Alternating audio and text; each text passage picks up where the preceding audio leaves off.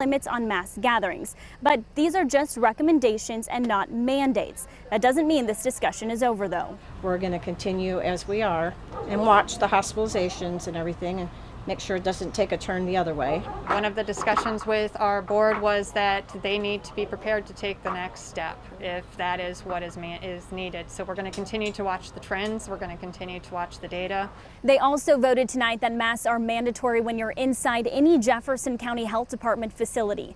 Now, their next meeting is set for the end of August. That's when they could once again take up this debate on masks. In Jefferson County, Zara Barker, Fox 2 News. St. Louis County Executive Sam Page addressed a lag in testing results, saying he knows it's a problem. Page says patients who were tested at a public health department site should have results in a day or two. The county is also addressing how other testing providers submit results to the health department. Page says one provider submitted 17,000 results over 3 days, causing concern for accuracy. 1,773 new coronavirus cases have been reported in Missouri since yesterday.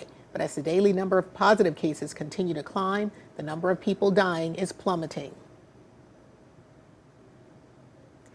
Our newsroom pulled data from 4-week periods, the most recent ending 2 days ago. St. Louis has had 9 new deaths compared to 62 at the end of April into early May.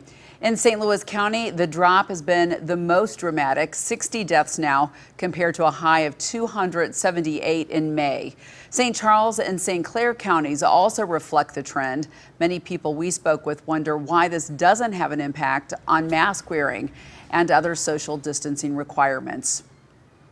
So there's still a lot that we don't know. And so to treat this just like any other reportable communicable disease would really be an injustice to not only the public health agents, but it would be an injustice to our community. Dr. Eccles says there's another factor. About 65% of new infections are among people under 40. They typically have fewer health complications and are less likely to become gravely ill. Well, baseball has been back less than a week, and already one major league team is shut down for the rest of the week because of COVID. Fox 2 Sports Director Martin Kilcoyne joins us now with details on the Marlins. Martin, this is interesting. Yeah, Shirley, the Marlins players, coaches, staff, all hit hard by the coronavirus. They have a total of 17 now on the team testing positive for COVID-19. Major League Baseball trying to get this all under control, shutting the team down, postponing all games the rest of the week, 6 games total. Reading about what happened yesterday and what we're learning more about today, I hope all teams understand that wearing this all the time is going to be a benefit, and following protocols is going to be a benefit. And so, as we enter this really first turn of the season, and to have team already affected in the way that they were, hopefully everybody realizes the severity of how quickly this can spread if it does get into your clubhouse. And even before Major League Baseball made their decision, the Washington Nationals voted as a team not to travel to Miami next weekend. Commissioner Rob Manfred believes this is an isolated incident with the outbreak with the Marlins, saying simply, this is not a nightmare. All right, Martin, we'll continue to follow that one. Thank you. And when coverage you can count on continues, a pair of school districts decide their plans for the fall. Plus, the Fox Files takes on the mask debate. A cancer survivor is now fighting a second battle. People who say she should stay home so they can shop without a mask. What she's doing to fight back. Beautiful day today, great sunshine, but the atmosphere is starting to change. Here comes big rain. I'll have the timeline coming up. Plus, one of the biggest music festivals in the Midwest is going virtual. The acts performing and the easy way for you to be a part of Lolla 2020 coming up. And tonight on Fox 2 News at 11. Hear about the nationwide tour that is taking our fallen officers of 2019 on one last ride. To hear more, listen to the podcast. Just search for Fox 2 St. Louis headlines.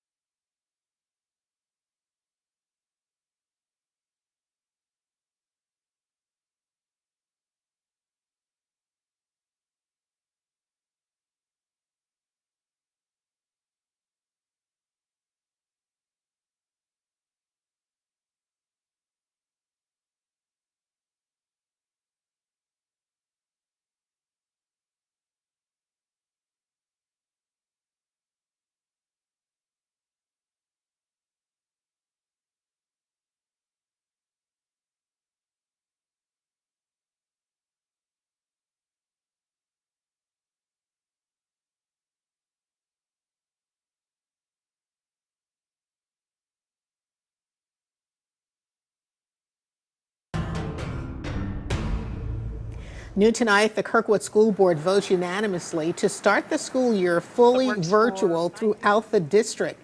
School will be 100% online for the first quarter and will be reevaluated after that. St. Louis Public Schools will also start virtually only. Now, you can find information on start plans for other area districts on fox2now.com. Meanwhile, the Fort Zumwalt School District is starting the school year with in-person classes. Yeah, that comes as St. Charles County identifies several hotspot communities, including O'Fallon, St. Peters, and Wentzville. St. Charles County Executive Steve Ellman says he's doing everything he can to educate residents and encourage them to wear masks, but he hasn't resorted to a government mandate. A mandate in St. Louis County to close bars at 10 p.m. begins on Friday. Ellman is concerned that will cause crowding in St. Charles. New at 10, some stores mandating masks are being attacked by customers who say they won't shop where they have to wear a mask. Fox Files investigator Chris Hayes found out how one cancer survivor is fighting back for her own safety. Peace Love Coffee and the Vegan Deli and Butcher Shop here on Main Street took a stand on Facebook. They said, wear a mask or you will not be served. They were surprised at the backlash. How many people said we're going to take our business elsewhere? Then they met Cassie DiArpino, who made their stand worth it. I almost died in February. And when you're faced with your own mortality like that, you suddenly have this real fire inside of you, this urge to get out, live life to the absolute fullest. But DiArpino says doctors told her she's at extreme risk for COVID-19. She has a weakened immune system fighting stage 4 breast cancer. She thanks businesses who mandate masks, but says some customers who don't like masks belittle her online. Your health issues aren't my problem. And that really breaks my heart because, I didn't ask to have cancer. I didn't ask to be dealt this poor hand when it comes to my immune system. But my situation could easily be yours. She visited Peace Love Coffee on Main Street Saturday to show her support for the business standing up for her. Chef Chris Bertkey of the partnering business called the Vegan Deli and Butcher Shop says he's received direct messages from people angry about his rule. Just saying that I'm infringing on their right to breathe and things like that. It's like, come on, you put a mask on, you can breathe. Bertkey just opened in partnership with Jason Granger this month. They've received more thank yous than attacks. People are coming all the way from the city, from Belleville, from everywhere. And I think we're making them feel a lot more comfortable. That justifies the efforts that we put into it. Because we do have to turn some people away that refuse to put the masks on, but we're doing it for everyone. I think in sharing my story, more people are able to empathize with a different perspective. DiArpino says she's changed a few people's minds, but there are still those who tell her she's overreacting. If she looks back 5 years from now and she finds out she was overreacting, she's okay with that. The worst that I'm out is really nothing. I wore a mask for other people and, at least my heart was in the right place. My intentions were good. Open up the Fox 2 app and look for this report where you will find extended interviews and more about Peace Love Coffee and the Vegan Deli and Butcher Shop. For the Fox Files, I'm Chris Hayes.